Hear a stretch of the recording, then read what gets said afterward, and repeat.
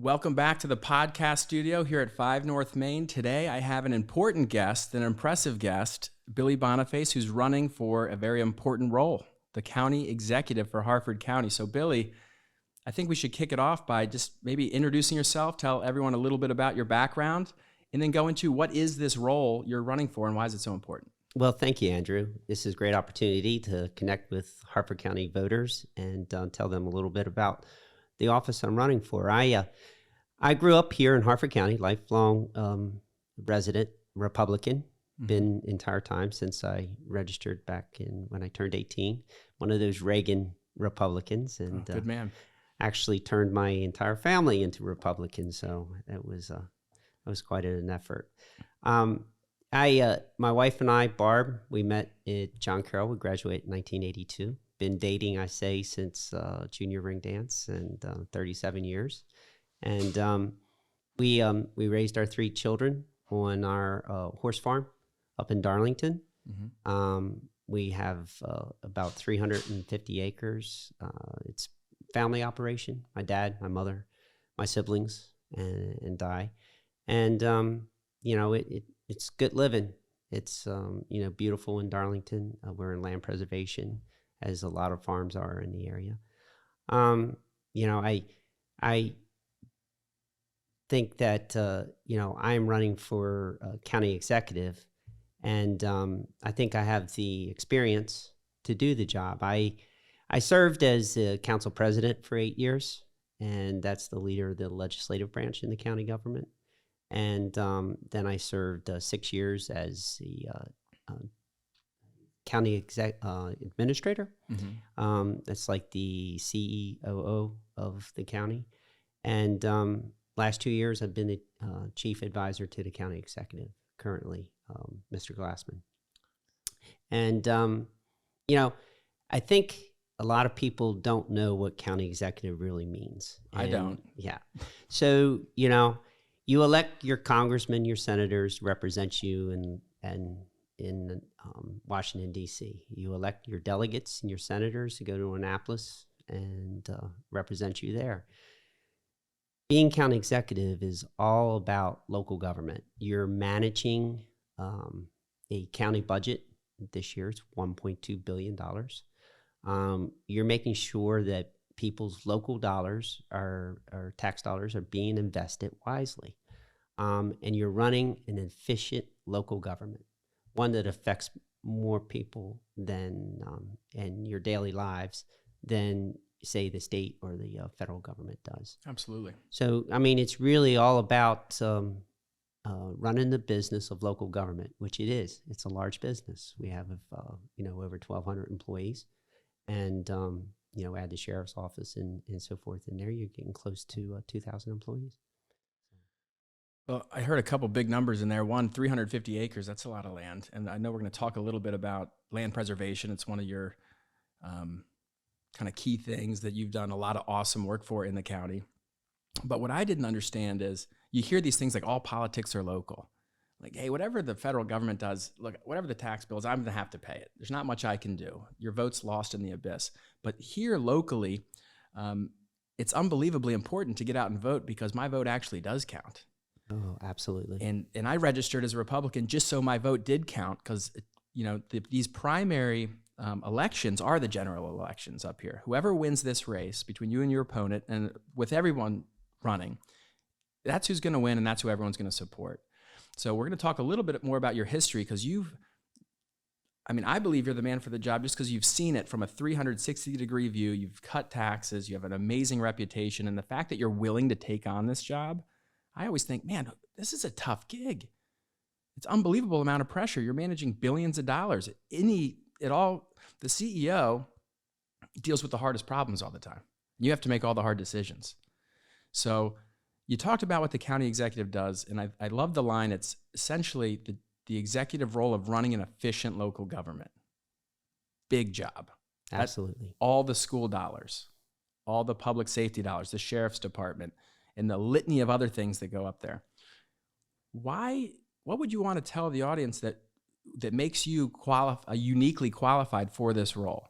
You mentioned a little bit about being the COO in this executive branch, was it? Mm-hmm. And you also ran the legislative branch. Yes. Talk to us a little bit about the difference that, we know what the judicial branch does. Right. But executive and legislative kind of cross paths sometimes. Right. Your primary role as county executive is putting together an annual budget that you submit to the county council by law every April the 15th for their consideration, and they have to approve it by June the 15th of every year. And, in that county budget, you're providing the funding to all the agencies that, provide many of the services that we rely on every day. It's not my job to fight crime in the county. It's the sheriff who is the elected official for law enforcement in this county. But it's my job to make sure he has the resources to do the job. It's not my job to run the school system, but it's my job to make sure that they have the resources, that our kids are receiving a good education, that teachers are being compensated well, that they can retain and recruit the best. So your job is making sure everybody else has the resources to do what they need to do. That's very, very important. The budget that I submit to the county council, and as the chief administrator for the county, you are also the chief budget officer. So I put together a budget each year for the county executive, and then he goes through it, and then we submit it to the council, and then we work with the council to make sure that we're meeting their priorities also. The council has the ability to reduce our budget, provide some more to education if we don't fully fund education, but they can't add to it. This year alone, our budget was $1.2 billion. We fully funded education, again, for the third year. We fully funded public safety. And we were able to give a property tax reduction to offset any increases in assessments to help property tax owners, especially with the current state of the economy. So, we got a lot done in this budget. Another key thing in this budget, which I'm very proud of, the pandemic coming out of it has been very difficult. Yeah. We are very fortunate in Harford County that we have some of the best nonprofits in the world. Probably the most rewarding thing I've done over my time in local government. They provide services to our residents that otherwise local government would have to step in and use tax dollars to do. So we've been able to help them get back to where they needed to be post-pandemic in order to do their job. So I'm very proud of that part. And of course, there's a lot of parks and rec projects that mean a lot to people, maintenance on our roads and so forth. There's a lot in a county budget. But this is a good one, and I'm very proud of it. And because of our conservative budgeting over the years, we were able to even provide property tax relief when most jurisdictions couldn't. So, well, I'm really glad I moved back to Harford County. I was born and raised here. Now it's nice to know that we have good people running the show. No wonder our schools are so good, and it's safe to live up here. So you already had that role. You've almost mastered that role as the COO. And in every big company, they promote the best people from within. Your track record is essentially unmatched in conservative leadership. If we had all day, we talk about all the things you've done with the roads and this and the public works and land preservation. But what's most impressive, if you guys go to Billy Boniface's website, Google it, it'll pop up. I don't think anyone else can say the fact that they fully funded education and public safety and then reduced property taxes, which is music to everyone's ears. That's the biggest tax cut you can give somebody if you're a property owner, which most people are up here. And I think you saved the constituents $130 million. Yeah, during my time in local government over the years, we've been able to cut taxes multiple times. And each time that added up, we've saved over $130 million. So how do you cut property taxes yet still fund all these major endeavors like education and public safety? Is it just finding efficiencies? Yeah, it's running a business, and it's what you and I do every day in our family life, in our private businesses. You look for efficiencies. You look for what makes sense, and you apply them to how you operate. And if you do so, then you'd be amazed how well you can improve your financial bottom. And we've been able to do that and still provide the services. Customer service, the county executive currently, that's number one priority with him. So we've required that of all of our departments. So, we provide an efficient government at the same time, recognize our constituents, our customers are number one always. Mm-hmm. So, by doing that, we've been able to run a good government, wise use of the tax dollars. So I think that's probably one of the most important roles someone who's running for county executive should have is you already were the director of administration, the CEO of the whole thing. So that role's been done. The budgets have been applauded. If you know anything about local politics, like your reputation's pretty phenomenal. So I'm semi-surprising the race seems to be very close. And that's why this is so important to get out there, making sure you're registered as a Republican, just so your voice is heard. Right. You can change it later and do whatever you need to do. That's June 28th. These are key dates. We're going to keep kind of sprinkling in dates because they are important. So in the role of county executive now you're the CEO of the whole thing. So are you managing that COO person now that you're going to vacate that role and go to this one? That's the most important position that you choose first because they are your right hand, your left hand. They're the person that you're relying on to make sure that your administration is meeting your priorities, the policies that you want to see implemented. The current county executive and I have had a great relationship. When he decided to run for county executive 8 years ago, I was quite content being council president, part-time position, running the legislative branch, and also being on the farm and running a division and operation. But we're always about challenging ourselves. And so he said, I need you to be my director of administration because I need to know that you have my back and you believe in what I want county government to look like. So, I'm very happy I took that role on. Was I prepared to be county executive at that point? I don't think so. But after doing this position and serving in the executive branch for 8 years, I am prepared for this position, and I am the most qualified and experienced in local government to do so. So it's hard not to like what you're hearing. If you like lower taxes, if you like fully funding education and public safety, and you want someone at the top who's been there, done that, you just went back another step. We're kind of going in reverse.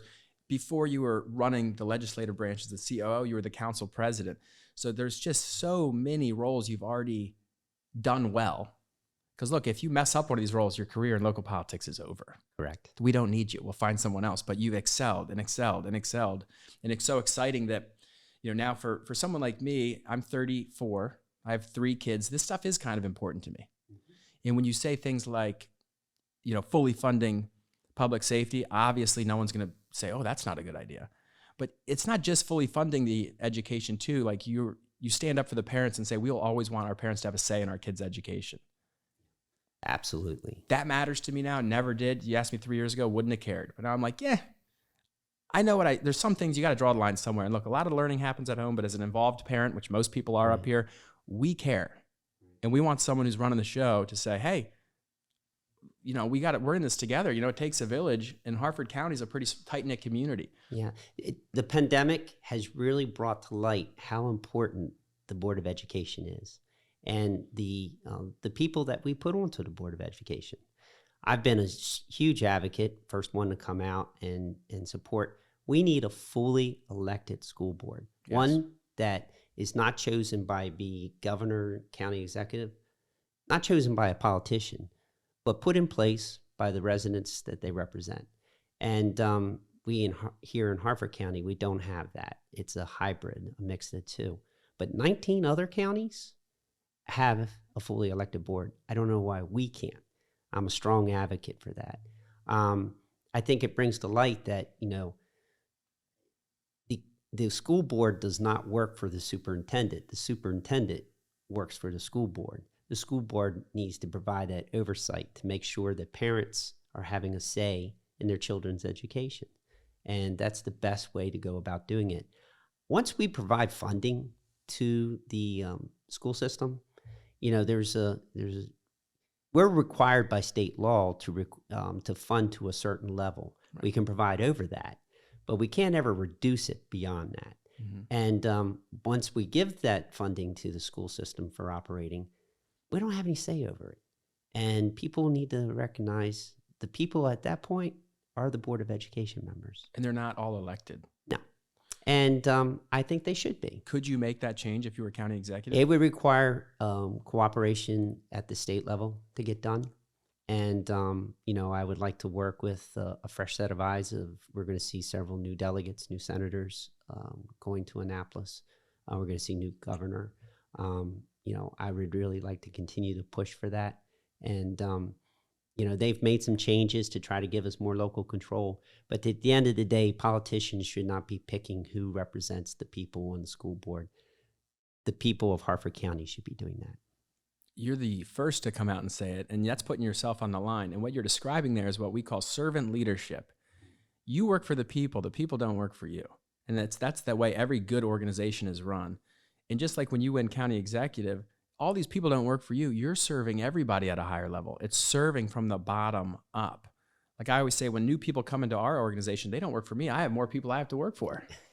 Because your customers are your number one. So it's refreshing to hear that. And it's also refreshing to hear somebody that says, hey, I think we can do this better. Right. And we've seen it in other counties. We've seen pros and cons. So you think you can make positive change in the education system. Let's talk a little bit about land preservation, because it's such a key thing that no one's more qualified to talk about than you, perhaps in the entire state. And we're lucky to have you here in Harford County. Well, thank you. I know a little bit about it as a real estate guy with some tax benefits and why it makes sense to put things into land preservation, because you're not anti-development. No. It's not mutually exclusive. It's not like, oh my God, he's not going to let us build townhomes ever again. It's not that at all. Tell everyone a little bit about land preservation and your stance on it. Well, ag land preservation, there's several programs Right. to work from, but the one that I'm particularly involved with is agricultural land preservation. And there's a state program, and then there's a county program. Back in the early 80s, when we purchased a new farm, moved from Cresswell to Darlington area, we utilized going into the state program. It was great because we continued to own the property, yet the state paid us not to develop that property, Right. to give up our development rights, and give us a tax break for doing that on an annual basis. That has really helped us put money back into our operation, build our operation, and also operate that operation as we've moved on. We have no regrets doing that.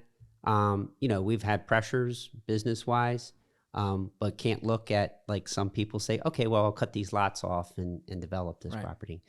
We can't do that, but we're happy with that, because regardless of whether Bonifaces own it forever or who owns it, it's always going to be a farm. And it's so critical that we preserve as much ground as possible for the future of agriculture.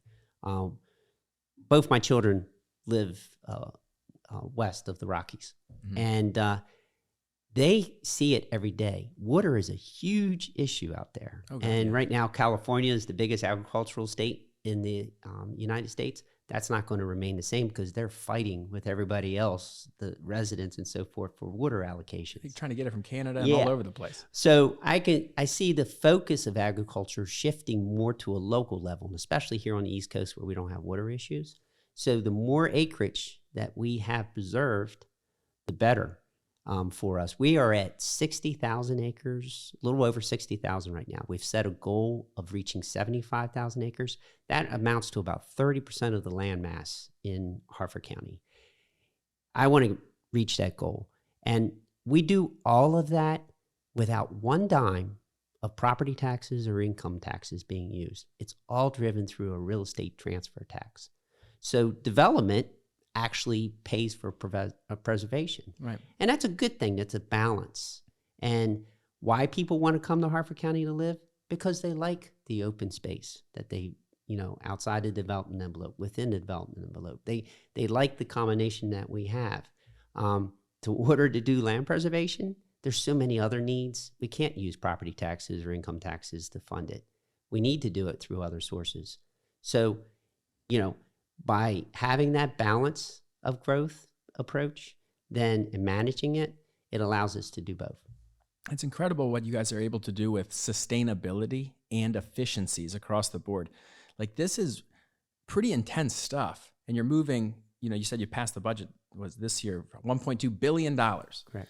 It's really incredibly important stuff. And I just commend you for being able to find, it's so hard to find efficiencies and then also work with sustainability factors like these. You are not going to reap the benefits of this, but maybe 50 years from now, when we realize we've preserved so much land and there's never going to be a water issue and this county can thrive in the school, and that's how we're going to be able to, keep the schools good and everything good.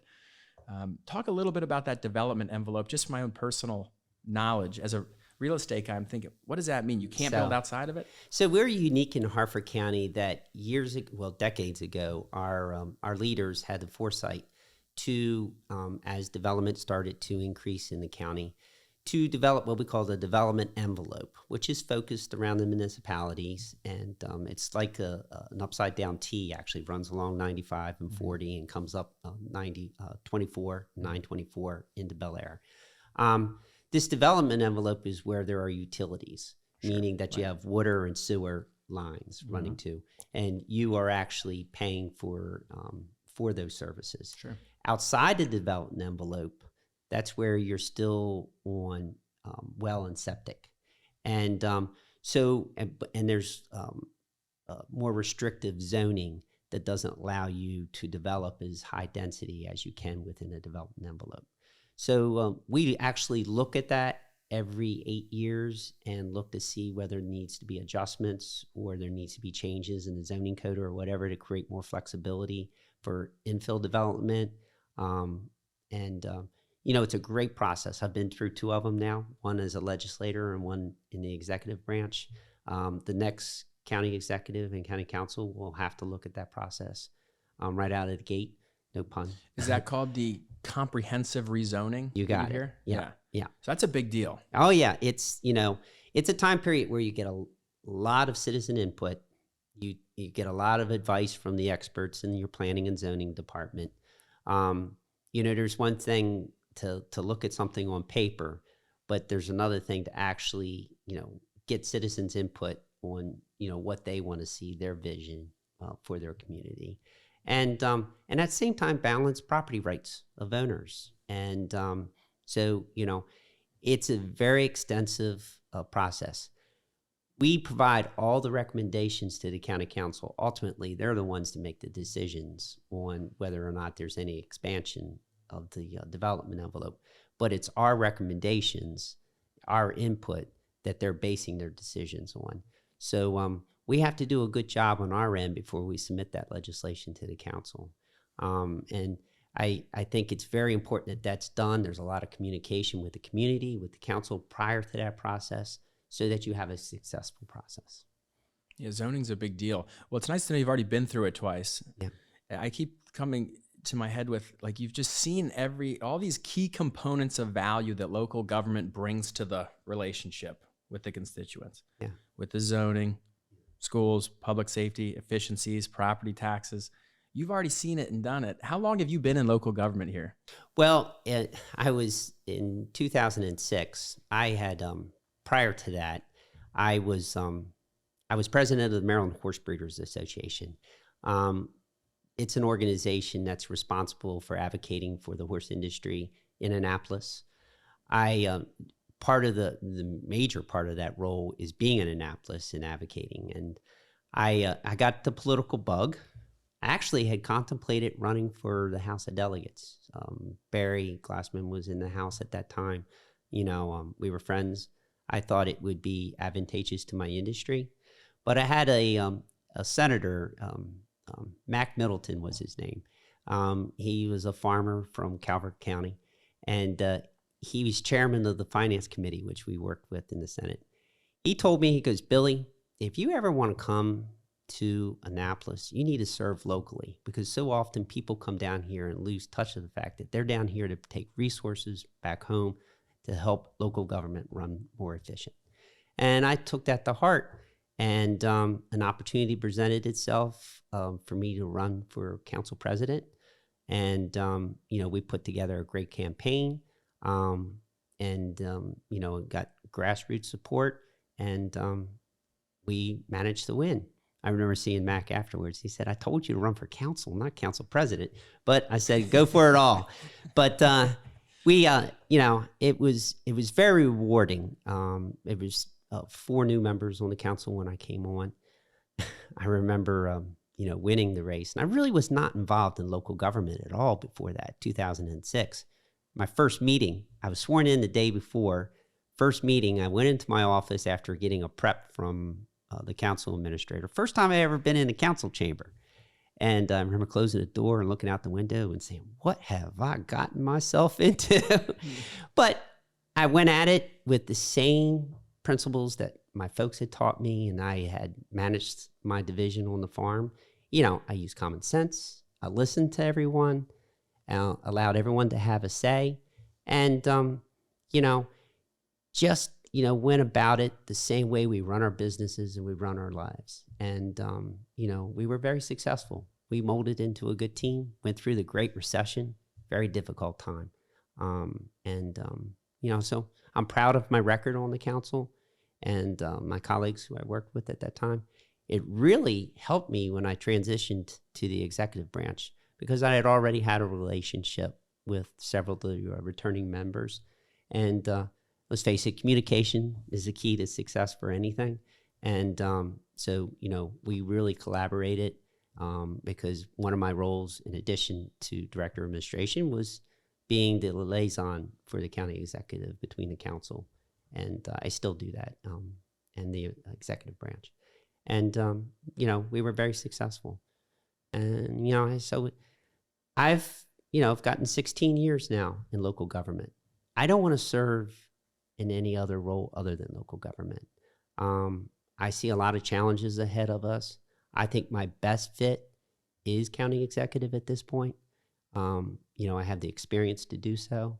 And that's the role I wanted to run for.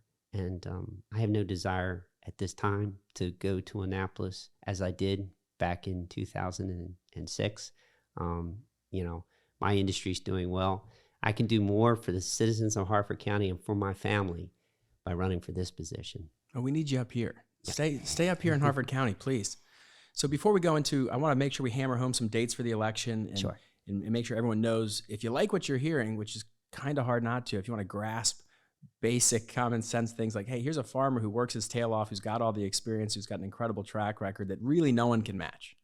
Like if we're just comparing apples to apples, you really can't with you if you're just comparing resumes.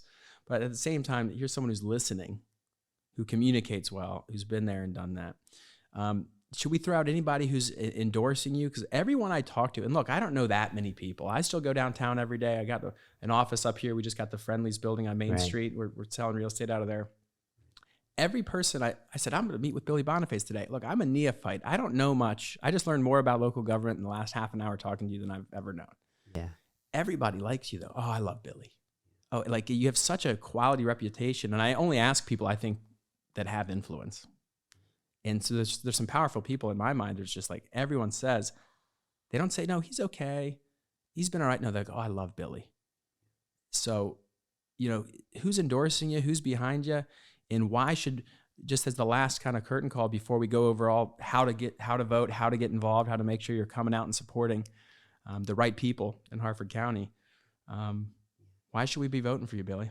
Well, I don't really spend my time on looking for endorsements. My endorsement, I want to be by the people I've been serving for the last 16 years. And that's very humbling for you to say that, the comments that you're receiving. I have a ton of community leaders that are very supportive of me. I've done a ton of nonprofit work.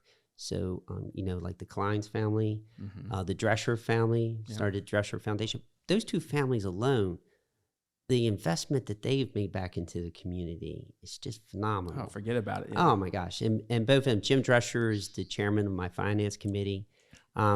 He's been phenomenal in helping me raise the resources that we need in order to get our message out.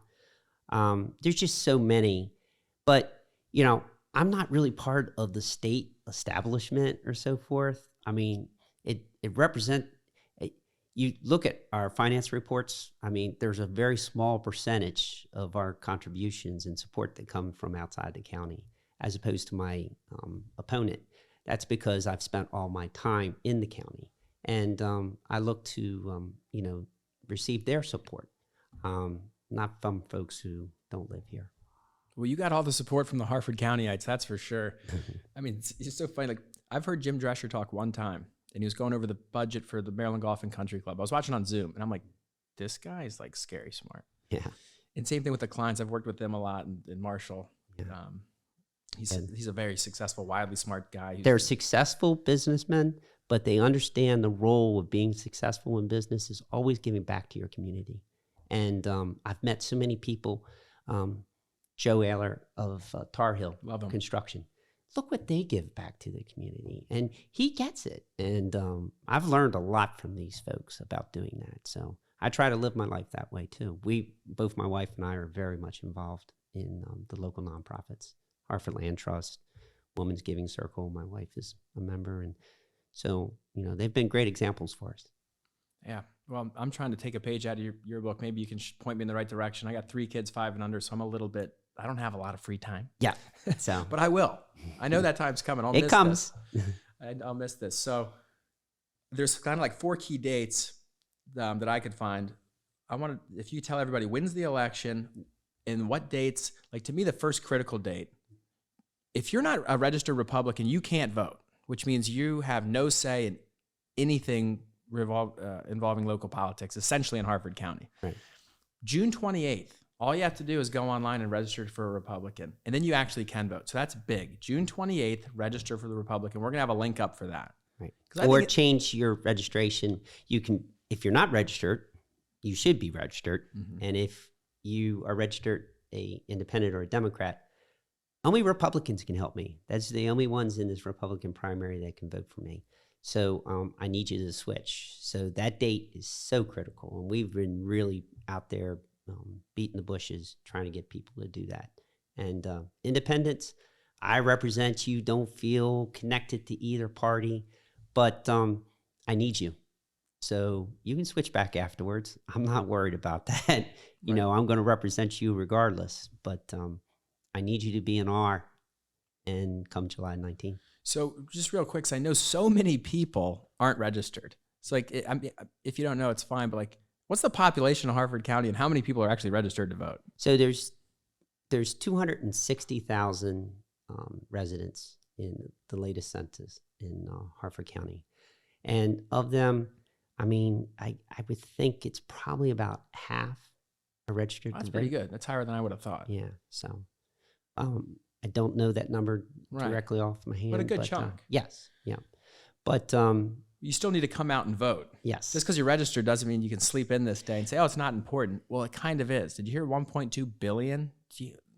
We got to make sure we're efficient with this stuff. It's crazy important. And historically, and I do know this number, we are in a Republican primary. Mm-hmm. Usually, historically in this county, you get only 25,000 to 30,000 come out and vote.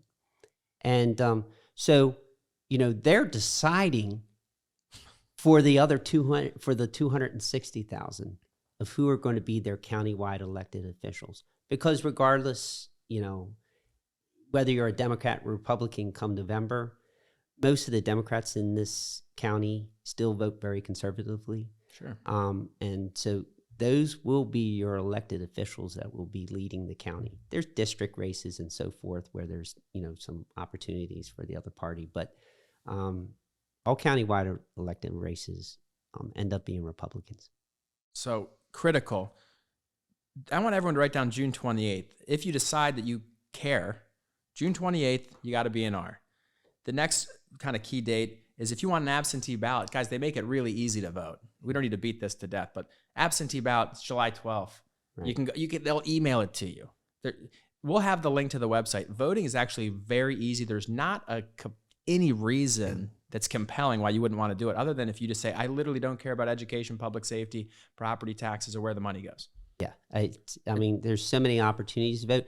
And I have full faith in the integrity of the voting system in Harford County. It's a state-run organization, but we provide resources to them and work with them and support them throughout the process. Yeah. I have the utmost confidence in our local elections. I can't speak for the rest of the state or the rest of the country, but here locally, I'm very confident that your vote always counts. Yeah, so that's fantastic. So you got absentee ballot, July 12th. You can vote early. If July 19th, which is the big day, which is when I'm going to go, because it's a thing. You go, you check the boxes. I got some other people I'm really supporting. Shout out to Butch Taylor, love him. I'm going to vote. So that's July 19th, all day. You can go. It's hard not to find it. You'll see people with signs everywhere.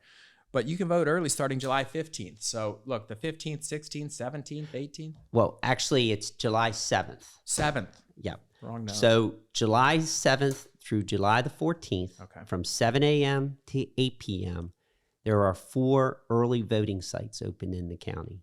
And we'll have all that information for you on the internet. Just go to the link and you can pick the one that's closest to you. They're even open all day on that Sunday in that time period. So there's really no excuse not to get out and vote. Guys, Billy needs you. The county needs it. And if you have questions about anything, wherever you're seeing this, we encourage questions. I know Billy will give you a detailed, smart, logical, rational answer that makes sense on any topic. Right. And you've been doing that so far throughout your campaign. And I just want to say thanks for taking the time. Yeah. I was honored to be able to talk to you a little bit. And I know no matter what happens, you're going to play a role up here. And we're grateful to have somebody who just gets it, who's smart, who listens, who has the track record, and who gets things done. Well, I appreciate that very much. I mean, this has been a great opportunity. I want to give a shout out to law enforcement. Mm-hmm. They've been taking it on the chin nationally and at the state level. A lot of their rights and protections have been taken away. But here locally, we've always had their back, and we will continue to do that. We make sure that they have the resources, that they're well compensated, and they're protected. They have the gear to keep them protected. So we work with the sheriff very closely, and I'm very proud of what he's been able to do. So, and all of our municipalities and our state police that operate in this county. Shout out to them. To the law enforcement. All right. Well, if you got to give a couple more shout outs, give me the 4 key points of the stump speech that I'm sure you've been giving. Law enforcement's one. Yes. So law enforcement, we touched base on. Conservative budgeting. I mean, we've been able to reduce the tax rate 4 times, $130 million we've saved at this point. Providing a good, efficient operation, customer service, a priority. In addition to that, land preservation, I've touched base on that. I want to get to that 75,000. It would be really nice to get to where we have 30% of the land mass in this county is protected in perpetuity. We'll decide then what direction we go, and all without using your property taxes or your income taxes to do it. And let's finally get to a point where we have a fully elected school board where they're being held accountable to the people that they represent, the citizens of Harford County. And, parents need to have a more say in their children's education. And, they need to have a school board that listens. Do you guys not like that? Is anyone watching this saying, I don't agree with that? Because maybe you can move to Baltimore County or something. That's irrefutable. So if you can grasp a hold of some of these concepts and you want to see the change, we need you to vote. We need you to vote. It's coming right up. Billy, thanks so much for coming out here. You're obviously a huge supporter of Main Street. How cool is this building? This is great. It's hard to believe this was a movie theater when I was a teenager. Came here, Rocky Horror Picture Show on a regular basis. So. You're a real Harford County actor. Yes, it was. I can remember those days very well. Well, I appreciate you coming out. We'll look forward to spreading the message, and good luck. Okay, thank you very much.